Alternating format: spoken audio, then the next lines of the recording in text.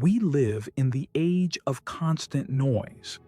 The cell phone, the notification, the opinion of others. We are always connected to the world, but dangerously disconnected from ourselves. If you feel an emptiness amidst the crowd, the problem is not with the world, but with your refusal to be alone. Our guide today is Michel de Montaigne, the thinker who isolated himself in a tower to write about the only subject that truly matters, himself. His lesson is the most subversive of all. Strategic solitude is the key to finding your voice and your purpose. This is your hidden meaning handbook for the silence that transforms. Montaigne reminds us that most people avoid solitude at all costs. Why? Because in silence, they are forced to confront the emptiness of their own minds. Social noise is a distraction, an analgesic against boredom and the pain of not knowing who we truly are. Society trains us to seek external validation.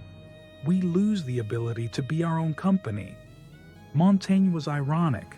People rush to the market, to war, to politics, just to escape the sight of themselves. Solitude reveals who you truly are, and for many, that is the most terrifying vision of all. Montaigne's act was literal. He isolated himself in his tower's library, but the retreat he teaches us is, essentially, mental. You must build a back room in your mind, a place where the world has no access. Solitude, for Montaigne, is not social abandonment, but a reservation of your judgment. You need a space where you can strip away the opinions of others and test your own values. It is a training ground where you prepare for the battles of the world, but in the peace of your own mind. Your peace is your only true home. Solitude is the vaccine against social conformity. Montaigne, influenced by Epictetus, understood that the opinion of others is the main thief of our identity. When we are alone, the need for performance, the worry about status, and the fear of criticism disappear. The problem of modern man is that he is always wearing a social mask. Solitude forces you to take off that mask. It is an act of brutal sincerity with yourself. You cannot know yourself if you're constantly living for the eyes of others. Silence is the moment to ask, who would I be if I didn't have to prove anything to anyone? Montaigne revolutionized philosophy by making himself the object of study. He made solitude a dialogue. You're not alone. You are in the company of your most authentic self. Silence is where your true voice begins to speak. It is where the noise of superficiality quiets down, and the deep questions about purpose, values, and direction finally emerge.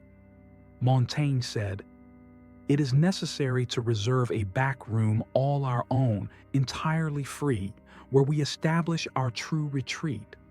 This retreat is your only source of originality." The hardest lesson of solitude is learning to like your own company. If you cannot stand being alone, that is a sign that your mind is empty or full of turbulence. The wise person becomes a friend to himself. Montaigne tells us that the greatest fruit of self-sufficiency is the ability to enjoy one's own existence regardless of external accessories. Solitude is the exercise that proves that you are sufficient. If you are good company for yourself, you will never truly be alone. Silence is not only for rest, it is for the creation of value. Strategic solitude is the environment where deep and original thought can develop. No significant work of art, invention, or philosophy was born in the middle of a party. The mindfulness that the Stoics sought requires a fertile ground of silence. The mind scattered by external stimuli is superficial.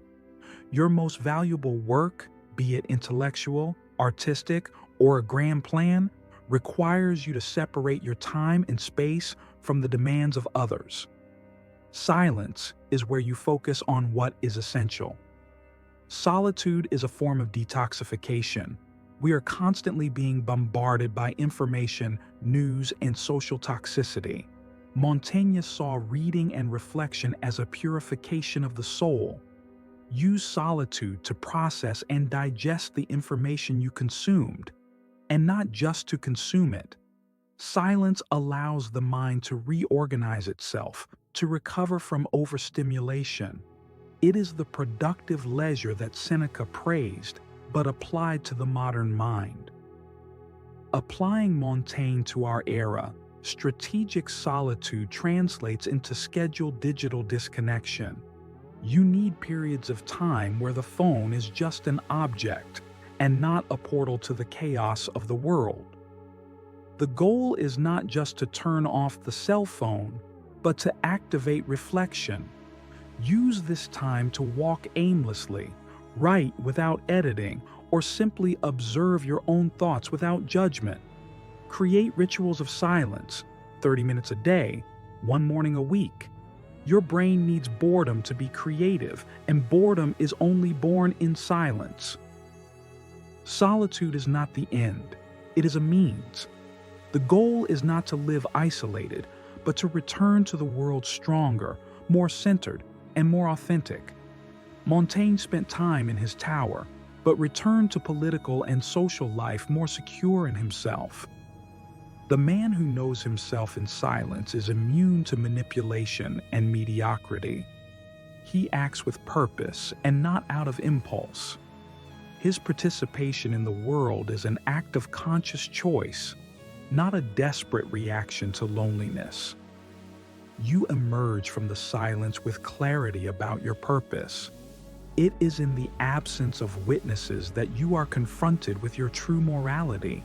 Do you behave with excellence even when no one is looking? Are your intentions pure when there is no applause? The self-sufficiency and integrity that Montaigne teaches are the greatest treasure. They ensure that your life is a work of art created by you and not a collage of others' expectations. Your most important voice is not the loudest one. It is the one that only speaks in silence. Do not run away from your inner self.